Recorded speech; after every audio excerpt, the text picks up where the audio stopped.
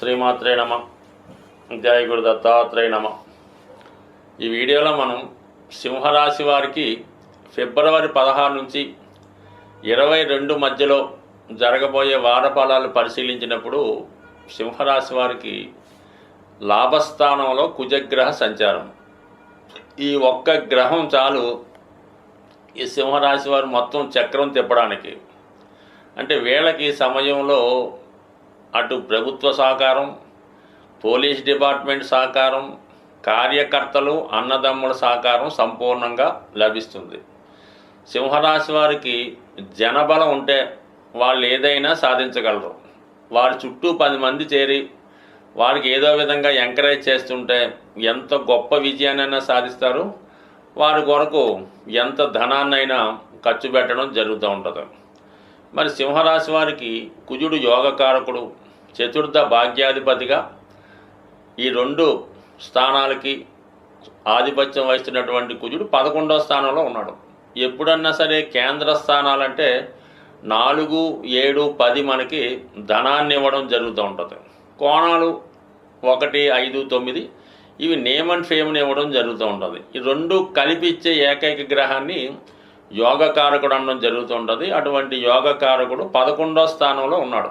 దానివల్ల ఏంటంటే ముందుగా చతుర్థాధిపతిగా భూములు, స్థిరాస్తులపై ఆదాయం లభిస్తుంది. అలాగే తల్లిగారు, తల్లి తరపు బంధువుల నుంచి మీకు సహకారం లభిస్తుంది. మొత్తం మీద ఏంటంటే మీ దగ్గర ఉన్నటువంటి భూములు, స్థిరాస్తులు విలువ పెరగడం వల్ల అటు ఆదాయంతో పాటు హోదా కూడా పెరుగుతుంది. ఇక భాగ్యాధిపతి అంటే అదృష్టం. ఒక జాతకం రాణించాలంటే భాగ్యస్థానం బాగుండాలి, భాగ్యాధిపతి అనుకూలమైన స్థానంలో ఉండాలి. దాన్ని బట్టే వాడి యొక్క నేమ్ అండ్ ఫేము, అదృష్టం కలిసి వస్తుంది. ఈ 2 బాగోవటం వల్ల కంపల్సరిగా మరి కుజుడు లాభస్థానంలో ఉన్నంత వరకు సింహరాశి వారికి ఏ కార్యక్రమం చేపట్టినా అది కంప్లీట్గా సక్సెస్ అవ్వడం జరుగుతూ ఉంటుంది. ఇక దానికి ఇంకొక బలాన్ని ఇచ్చే గ్రహం ఏంటంటే గురుగ్రహం. పంచమ అష్టమాధిపతిగా దశమ స్థానంలో సంచరిస్తున్నటువంటి గురుగ్రహం వృత్తిలో చాలా నిజాయితీగా ఉంటారు. గొప్పవారి సహకారం మీకు లభిస్తుంది. ఇది ఒక విధంగా ప్రభుత్వ ఉద్యోగులకి, ధర్మబద్ధంగా నిజాయితీగా వ్యాపారం చేస్తున్న స్వతంత్ర వృత్తిలో ఉన్న వాళ్ళకి కూడా ఎక్కడికి వెళ్ళినా కూడా తగు విధమైన గౌరవం లభిస్తుంది. అయితే అనుకోకుండా ఈ సందర్భంలో వృత్తిపరమైనటువంటి మార్పులు రావడం జరిగే అవకాశం ఉంది. లేదంటే ఎక్స్చేంజ్ చేసుకోవడం జరుగుతూ ఉంటుంది అన్నమాట. అంటే మీరు చేస్తున్నటువంటి వృత్తి కొంతకాలం పాటు వేరే వారికి అప్పచెప్పి వేరే వారి వృత్తిలోకి మీరు ప్రవేశించడం జరుగుతూ ఉంటుంది. కొంతమంది వేరే చోటుకి మారిపోవడం, ఇలాగా అంటే ఉన్న వృత్తి వదులుకోకుండా దాన్ని కంటిన్యూ చేస్తూ మీరు కొత్త వృత్తి ప్రారంభించే అవకాశం ఉంది. అంటే కొంతమంది వేరే బ్రాంచీలు పెడతా ఉంటారు. లేదంటే మీ యొక్క సంతానానికో మీ వారసులకో మీరు చేస్తున్నటువంటి వృత్తి, పదవి, పని అప్పచెప్పి మీరు ఇంకా అభివృద్ధికరంగా వెళ్ళే అవకాశం ఉంది. అంటే ఇక్కడ 8, 10 స్థానాల మధ్య జరిగే పరివర్తన అనూహ్యంగా మీకు ఏదో గొప్ప పదవి రావచ్చు. ప్రస్తుతం మీరు ఏదో ఒక వృత్తిలో ఉండగా మీకు ప్రమోషన్ ద్వారా ఇంకొక గొప్ప పదవిలోకి వెళ్ళటం వల్ల ప్రస్తుతం మీరు నిర్వహిస్తున్నటువంటి సంస్థ, వ్యాపారము వేరే వాళ్ళకి అప్పచెప్పి అది వారు కంటిన్యూ చేసుకోవడం, మీరు ఇంకా ఉన్నత స్థాయికి వెళ్ళడానికి కూడా ఈ యొక్క గ్రహస్థితి మీకు సహకరించడం జరుగుతూ ఉంటుంది. బట్ ఏదైనా ఒక పదవి రావాలన్నా, దాన్ని అనుభవించాలన్నా రాశ్యాధిపతి బలం అనుకూలంగా ఉండాలి. అటువంటి రాశ్యాధిపతి రవి శనితో, అంటే వృత్తికారకుడు శనితో కలిసి ఉన్నాడు కాబట్టి మరి ఈ సమయంలో మీకు ఏదైనా ప్రభుత్వ పదవి కానీ, నామినేటెడ్ పోస్ట్ కానీ రావడం జరగచ్చు. ఏదంటే ఏదో కారణం వల్ల మీ పెద్దవారు ఆ పదవి విరమణ చేయడం వల్ల, దాని నుంచి తప్పుకోవడం వల్ల ఆ పదవి మీకు వచ్చినా కూడా ఆశ్చర్యపడక్కర్లేదు. బట్ ఏదైనా వారసత్వంగా వచ్చే పదవి మీకు ఈ సమయంలో రావడం జరుగుతుంది. దానివల్ల మీకు ధనబలం, జనబలం కూడా పెరిగే అవకాశం ఉన్నది.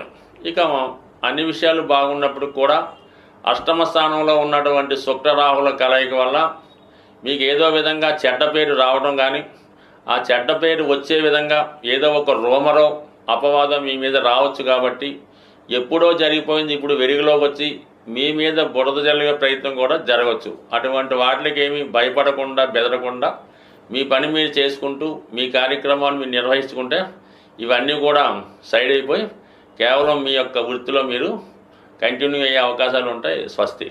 సాధారణంగా గ్రహస్థితి మనకి అనుకూలించినప్పుడు, గ్రహాల స్థితి బాగలేకుండా ఇబ్బందులు పడుతున్నప్పుడు ఏ ఒక్క గ్రహం గురించో మనకి ఈ ఇబ్బందులు వస్తున్నాయి అనుకోకుండా సుమారుగా అన్ని గ్రహాల ప్రభావం నుంచి బయటపడడానికి సాధారణంగా కొన్ని మంచి కార్యక్రమాలు చేయడానికి మన పెద్దవాళ్ళు నిర్ణయించడం జరుగుతూ ఉంటుందన్నమాట. కామన్గా ఏమవుతారంటే ఇది ఏలినాటి శని జరుగుతుంది, కేవలం ఆ శివాలయంలో నవగ్రహాల దగ్గరికి వెళ్ళడం, ఆ శని భగవానుడి ఏదో కొద్దిగా అభిషేకం ఏదో చేసి రావడం జరుగుతుంటుంది.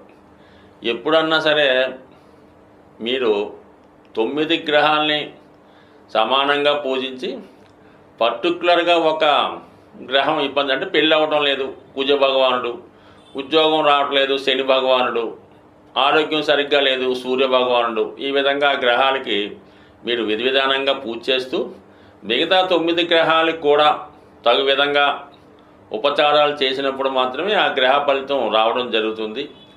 ఏ ఒక్క గ్రహాన్ని నెగ్లెక్ట్ చేసినా కూడా మిగతా గ్రహాల ప్రభావం ఖచ్చితంగా మీ మీద పడుతుంది. కాబట్టి వీటన్నిటికీ బదులుగా ప్రతీ నెల కొన్ని పండగల లాంటివి రావడం జరుగుతూ ఉంటుంది.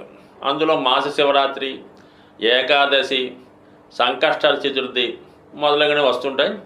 అవి విధి విధానంగా ఫాలో అవ్వడం వల్ల ఏ గ్రహాలు అన్ని గ్రహాలు కూడా మీకు సమానమైనటువంటి ఫలితాన్ని ఇవ్వడం జరుగుతుంటుంది. మరి ఇప్పుడు మనకి ఈ వారం ప్రారంభంలో 16వ తారీఖున వస్తున్నటువంటి ఈ సంకష్టాల చతుర్థి రోజు విఘ్నేశ్వరుడి యొక్క అభయం ఉంటే, విఘ్నేశ్వరుడి యొక్క అనుగ్రహం ఉంటే సమస్త గ్రహాలు అనుకూలించాలని ఈ శివపార్వతులు మరి విఘ్నేశ్వరుడికి ఇచ్చినటువంటి వరం. కాబట్టి ఈ సంకష్టాల చతుర్థి పూజ చేయకుండా మీరు మాస శివరాత్రి చేసిన ఫలితం ఉండదు, ఏకాదశి చేసిన ఫలితం ఉండదు, మహాశివరాత్రి అన్న ఫలితం ఉండదు. అందుకని ముందుగా మరి ఈ నెలలో వస్తున్నటువంటి మహాశివరాత్రి యొక్క పుణ్యఫలం మీకు సంపూర్ణంగా దక్కాలంటే రేపు వచ్చినటువంటి సంకష్టాల చతుర్థి రోజు విఘ్నేశ్వరుడి యొక్క అనుగ్రహం కోసం వీలైనంత వరకు మీరు సొంతంగా కూడా చక్కగా వినాయకుడి ఫోటో ముందు గరికతో అర్చన చేసి మీకు వచ్చినటువంటి వినాయకుడు నామాలు చక్కగా చదివి దానికి ఒక బెల్లం ముక్క నైవేద్యంగా పెట్టి పూజ చేసుకోవచ్చు. అవకాశం ఉన్నవాళ్ళు మరి ఆలయంలో మరి ప్రదోష వేళ విఘ్నేశ్వరుడికి చేస్తున్నటువంటి అభిషేకంలో పాల్గొనడం జరుగుతూ ఉంటుంది. ఎవరైతే సౌభాగ్యం కోసం ప్రయత్నం చేస్తున్నారో, పెళ్లి కోసం ప్రయత్నం చేస్తున్నారో వాళ్ళు మరి స్వామివారికి గంధం నీళ్ళతో కానీ పశువు నీళ్ళతో కానీ అభిషేకం చేయడం వల్ల, మరి ధనం కోసం ప్రయత్నం చేస్తున్నవారు చెరుకు రసంతో కానీ పాలతో కానీ తేనెతో కానీ అభిషేకం చేయడం వల్ల, మరి ముఖ్యంగా ఆరోగ్యం కోసం చేస్తున్నవారు ఇప్పుడు వస్తున్నటువంటి నలుపు రంగు ద్రాక్ష పళ్ళు రసంగా చేసి వాటిని అభిషేకంగా చేయడం వల్ల కానీ, ఏదైనా ప్రతి అభిషేకానికి ఒక ప్రత్యేకమైన ఫలితం ఉంటుంది. ఏదైనా ఇందులో భక్తి ఇంపార్టెంటు. చక్కగా మరి సంకష్టాల చతుర్థి రోజు సాయంకాలం పూట అభిషేకంలో పాల్గొని చక్కగా స్వామివారిని ఆశీర్వచనాలు పొంది ఇంచుమించుగా రోజంతా కూడా చాలా నియమంగా ఉండడం వల్ల మరి యొక్క ఆయన అనుగ్రహం ఖచ్చితంగా పొందుతారు. దీని తర్వాత వచ్చే మహాశివరాత్రి రోజు మీరు ఏదైనా ఒక టెంపుల్లో ఎక్కడన్నా సరే ఒక శివలింగాన్ని దర్శించుకొని ఆ స్వామికి విధి విధానంగా అభిషేకం చేసుకోవడం వల్ల, దర్శనం మాత్రం చేత కేవలం చిన్న నామంతో సంతృప్తి చెందినటువంటి గొప్ప దైవం మరి రెండు కూడా ఈ నెలలో మీకు ఈ గ్రహ దోషాల నుంచి బయటపడడానికి ఉపయోగపడుతున్నాయి. కాబట్టి చేసుకున్న వాళ్ళకి చేసుకున్నంత ఏదైనా భక్తి శ్రద్ధ ఇంపార్టెంటు. బట్ ఏదైనా చక్కగా దైవానుగ్రహం పొందాలంటే ఈ మాఘమాసం మించింది లేదు, అందులో మహాశివరాత్రి మించింది లేదు. అందుకే జన్మానికి ఒక శివరాత్రి అంటే ఏంటి అర్థం? మన జన్మలో ఒక్క శివరాత్రిలో చక్కగా ఒక శివరాత్రి రోజు నియమంగా ఉంటూ ఆ పరమేశ్వరుని దర్శించుకోవడం వల్ల చక్కని ఫలితం పొందడం జరుగుతుంది. స్వస్తి.